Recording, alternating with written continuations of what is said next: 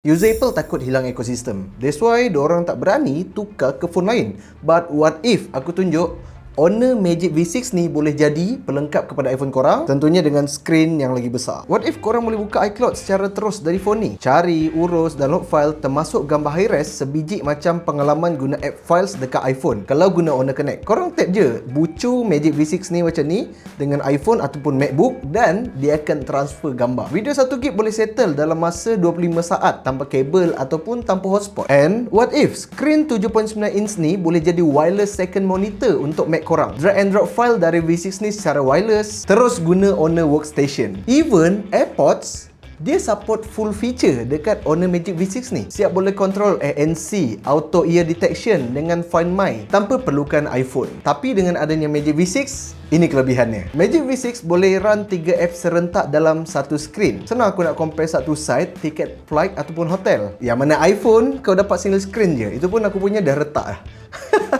Untuk prestasi memang smooth tanpa throttling sebab gunakan Snapdragon 8 Elite Gen 5. Bateri dia 6660 mAh yang disokong oleh Honor chip itu untuk efisiensi. Wired charging 80W dan 66W wireless charging. Untuk kamera dia lengkap dengan 64MP telefoto. Si ada features Magic Pose untuk panduan korang bergaya. 100,000 gaya dia ada.